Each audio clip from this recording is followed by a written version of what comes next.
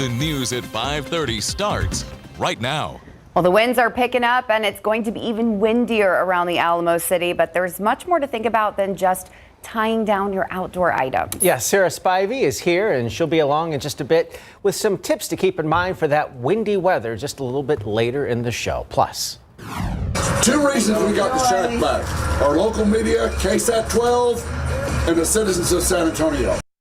Showing us some love. I love it. A San Antonio business paying it forward. The owners of the Acadiana Shack offered free gumbo this morning. We talked to returning customers about how having this community staple back where it belongs is so important. but first, we begin tonight with close eyes on the border. Weeks after speaking with Border Patrol in Uvalde, Homeland Security Secretary Alejandro Mayorkas is now set to visit another Texas border community. Mayorkas is expected to be in Eagle Pass tomorrow. The department says it is an operational visit about Southwest border enforcement efforts. Our Daniela Ibarra is live down in Eagle Pass tonight. Daniela, we know people there are eagerly awaiting this visit. Yeah, Courtney, every time we come to Eagle Pass, we hear time and time again that people want Secretary Alejandro Mayorkas to come visit. They say they want him to see the impact of the migrant issue here on the border and how it's affecting their everyday lives. Now, Eagle Pass, they are no stranger to seeing waves of migrants coming across the border over the past few months, the most notable wave in December. Officials called that surge historic. DPS told us there were upwards of 4,000 migrants crossing into the Del Rio sector, which includes Eagle Pass. Border Patrol had to shut down bridges to process the migrants, which increased wait times on the bridges. That means it took even longer for people to get to and from Mexico. Business owners say those delays hurt their profits, some reporting losses of between 40 to 60%. Now, earlier this week, we spoke with Eagle Pass Mayor Rolando Salinas. He says he's glad that someone from the federal government is coming to see what's going on. Makes people here upset and angry that high-ranking people, politicians, they feel that they don't give it importance, right? We feel ignored. This visit comes just days after more than 60 House representatives, all Republicans, including the Speaker of the House, Mike Johnson, came here to Eagle Pass to visit. Now, Speaker Johnson, he called Eagle Pass the epicenter of the migrant crisis. We spoke with people who live here in Eagle Pass about how this visit, what they're hoping to get from it. And tonight at 10 on the Night Beat, you'll get to hear what they're hoping to hear and plus what we're expecting to see from that visit. We're live in Eagle Pass. Daniela Ibarra, KSAT 12 News. Thank you. We'll see you then. Now to an update back here at home on a tragic accident that unfolded on Northwest Loop 410 last night. The Bexar County Medical Examiner tells us the man who died while fixing a flat tire has been identified as 40-year-old Ramon Saucedo. It happened around 11:20 last night along Loop 410, not far from Ingram Road. San Antonio police say Saucedo was getting a car jack from the back of a truck when he was hit by a car that was exiting Loop 410. That driver telling officers he took his eyes off the road when he said something from his passenger seat fell. Saucedo died at a hospital. SAPD is investigating. Hundreds of Boeing planes are being reviewed right now after a piece of a plane opened up midair on Friday. These are some of the videos shared on social media shortly after a plane took off from Portland International Airport bound for California. A large hole developed in a door panel, which caused the cabin to depressurize, and the flight was immediately turned around. There were 171 passengers and 6 crew members on board. Some of them say they knew something serious had happened when the oxygen masks came down. A lot of tears. I just didn't know what was going on, and I just feel the plane drop, and it wasn't like any other turbulence just because the masks had came down too. So that's when I knew, like, oh gosh, this is something way different, and yeah, I started freaking out. Well, the good news here is the plane did land safely, no reported injuries. Of course, the NTSB is looking into what happened, and the FAA is grounding about 170 of those Boeing 737 MAX 9 jets operated by U.S. Airlines. Well, in other parts of the country, people are getting ready for another winter storm on its way. Tim, we know you were just home in Ohio. Yeah. Posted up there, but you got a little lucky when it came to the weather. It was kind of a warm Christmas, but it was starting to get cold when I left. The river was starting to freeze where we're living. And right now, though, more than 10 million people are under winter weather alerts. Rick Damigella explains what that storm has in store for them. Millions of Americans are beginning the new year under severe weather alerts. The system right now is in the southwest. It's going to gradually push eastward over the next 24 hours and then really start to take off. This system is expected to move about 1,800 miles in just 72 hours. More than 10 million people are under winter weather alerts from California to Illinois. Snow is still falling from the first big winter storm of the season. It dumped more than a foot of snow on the northeast. We're grateful to Mother Nature for having this happen on a weekend. Having this volume of snow at any time during rush hour or early morning commutes is always dangerous, and so having the snowfall start on a Saturday night and go into Sunday allows us a chance with fewer people on the roads. The weather is also wreaking havoc on flights. According to the website Flight Aware, more than 700 flights have been canceled so far. In addition, thousands of flight delays have been reported as of Sunday, with the majority of those in the Northeast. Along the Gulf Coast, warm, moist air will fuel the threat of severe storms, including a few strong tornadoes and damaging winds. On Saturday, a tornado touched down in Fort Lauderdale, Florida, causing minor damage. Tornado rolled through on the Intracoastal Waterway, running south to north. It was a small water spot. I think it lasted about 30-40 seconds, and it kind of ran into the condo building over here. The storm system looks to wrap up near the end of the week, but another storm looks like it could follow a similar path later in the week. I'm Rick Damagella reporting. It will all pay off in spring. It will all pay off in spring. Keep telling her. Still ahead, an update on the local food truck that was stolen and then returned just days apart. The owner giving back today with some free gumbo. We stopped by and spoke with him and customers about why this means so much to all of them.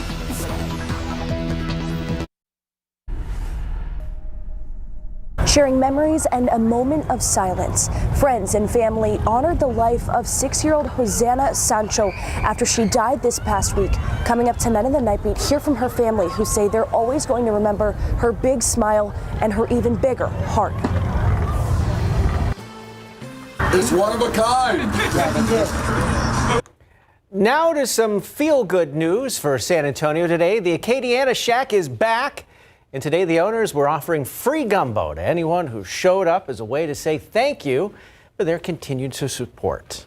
On Wednesday, owner David Saylor woke up to find his food truck had been stolen. After 2 days, though, of spreading the word, and with a lot of help of a Good Samaritan, thankfully, the truck was returned by Thursday night. No, I live nearby, so I've seen that trailer here for years. And I love Louisiana food.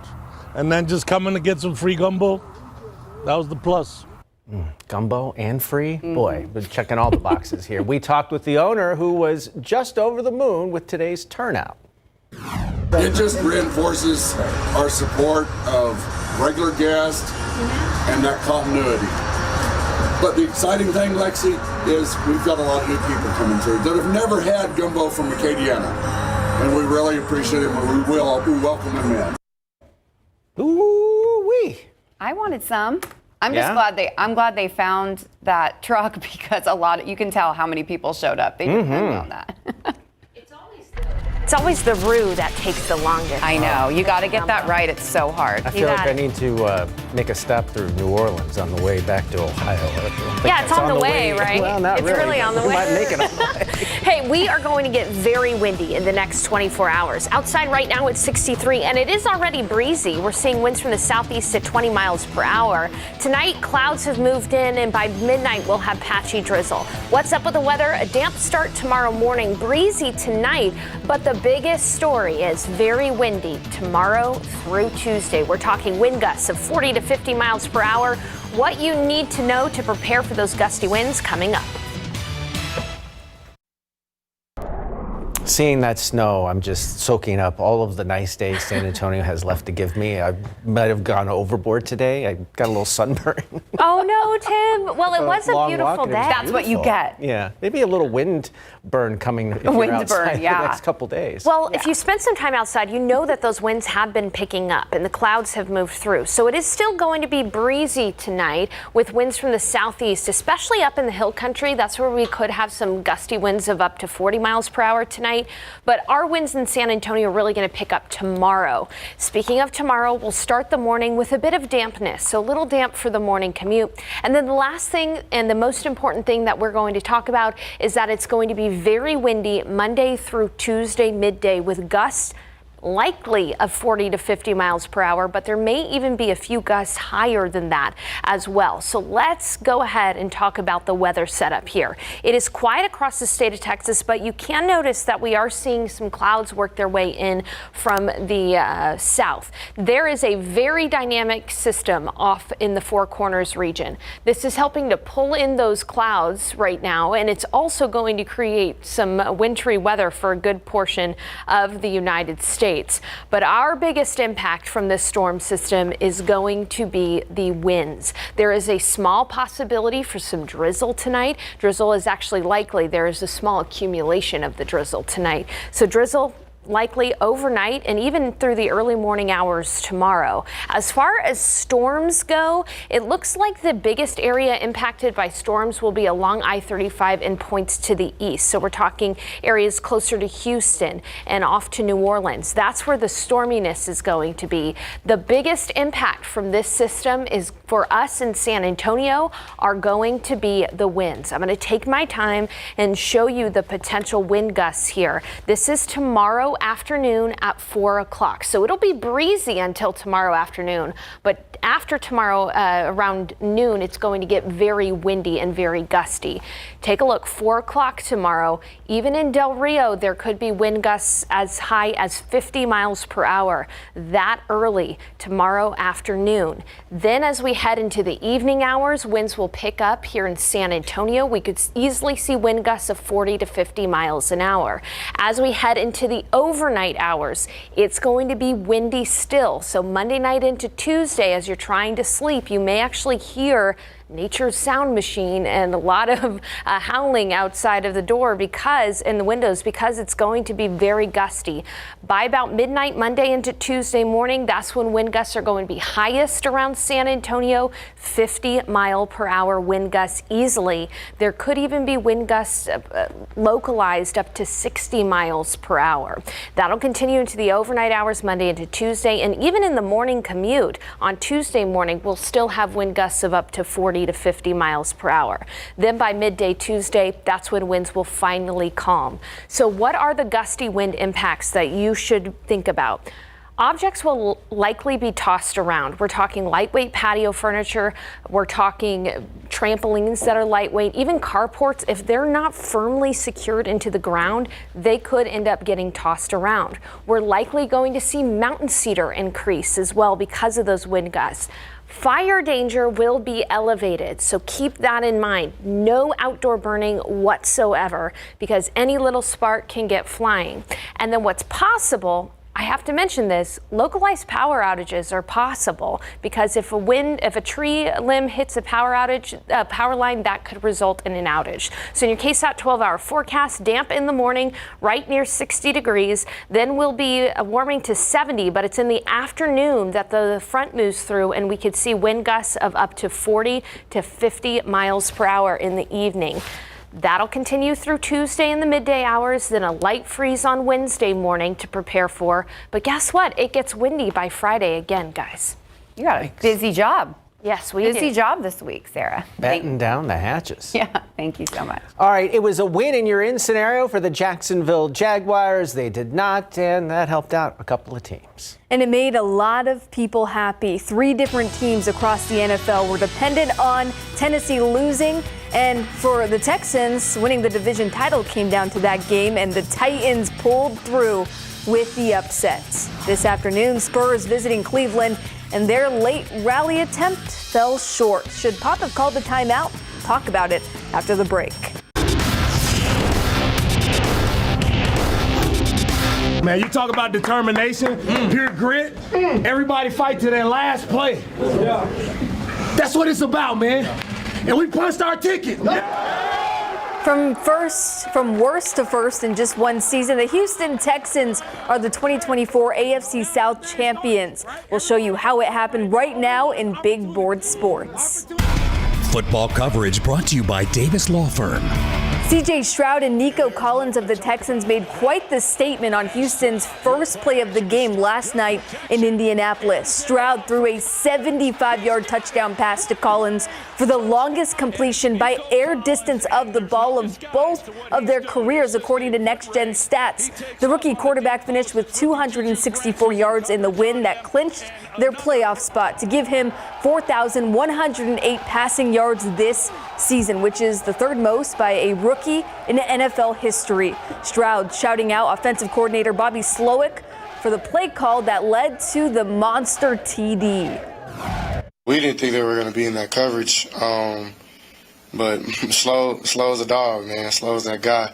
So he had a feeling like we can hit him up top, and Nico did a great job creating separation. I tried to do my best to get it out there, and I remember like watching Michael Vick and Deshaun Jackson. The first play of the game, I think it was like 2010 or something like that, and they just let it fly. And once I knew the first play was gonna be that, I just kept thinking about that. So, man, it's cool just to see Nico just ball out, and that was a special first play, man. Special. Well, the Texans, Bills, and Steelers all came into the day needing the Jaguars to lose for either better seeding or a playoff berth. Jacksonville at Tennessee. Titans take a 28-13 lead as Ryan Tannehill finds DeAndre Hopkins for the 6-yard touchdown. It's a 2-possession game early in the fourth quarter until Trevor Lawrence throws a short left corner route to Evan Ingram, makes it an 8-point ball game. Still plenty of time left. Tannehill is picked off by Andre Cisco, sets up Jacksonville with great field position to try and tie it, but Jacksonville failed to convert, turning it over on downs. Titans win 28-10. Here's how the AFC South standings finish. The Texans, Jaguars, and Colts entered Week 18 in a 3-way tie for first place. Houston and Tennessee came away with wins, so the Texans win their first division title since 2019 and 7th all-time. The Texans are the 4th seed and will host 5th seed Cleveland in the wild card round next weekend. The Browns are 11-6 and rested their starters this week. Well, the Dallas Cowboys got into Maryland yesterday evening as locked in as ever, knowing they have an opportunity to win the NFC East Championship after the Philadelphia Eagles failed to take care of business in their winnable stretch to close out the season. Here's a live scoring update. The Cowboys are up 35-10 in the fourth quarter. Dak Prescott is 31 of 36 for 279 yards and 4 touchdowns. Now let's take a look at that Eagles game. The Eagles trailing the Giants 24-10. The Cowboys can simply clinch the division with a Philly loss, and it looks like it's trending in that direction. The San Antonio Spurs are on the road this afternoon looking to strap another losing streak with a matinee tip-off against the Cleveland Cavaliers. Devin Vassell getting things going early with a hesitation move and 2 of his 22 points. The Cavs retake the lead thanks to Jarrett Allen. Allen with the put-back dunk and a game-high 29 points. It would all come down to the final seconds of the game. Wemby gets the layup to fall to make it a 2-point game, so the Spurs need a defensive stop, and Wemby gets blocked, and Trey Jones rebounds it out to Jeremy Sohan for the win, but it's right out of the basket. You'll see it right here. So here is the final. The Spurs fall in a close one, 117-115, making it their 5th loss in a row. Wemby got his 15th double-double of the season, but it just wasn't enough. And head coach Greg Popovich was questioned after the loss about that final possession and what went wrong. On the last possession, you had a timeout to use? No? That doesn't mean you have to use it. Right. Well, why didn't you use it? What was the thinking on that? Most of the time, that's what we would do. Okay. It's a situation where the defense isn't set, and in the half court, the defense is set. You might not even get it in. We had the whole court to go, and we turned it over. Sometimes that happens. Well, there you have it. The Spurs road trip continues with the showdown against the Detroit Pistons on Wednesday at 6 p.m. A close one in Cleveland. While we're on Cleveland, I will say I've been low-key rooting for the former C.J. Stroud from the Buckeyes all season and the Texans. That ends now. It's all about Flacco fever. I'll join the Alamo area Browns backers in saying Flacco around and find out. I don't even know what that means. There you go. They know what it means. We'll be back. These are words I do understand. We have to go. Joe Flacco. We hope you'll watch us at 10. Quarterback. For this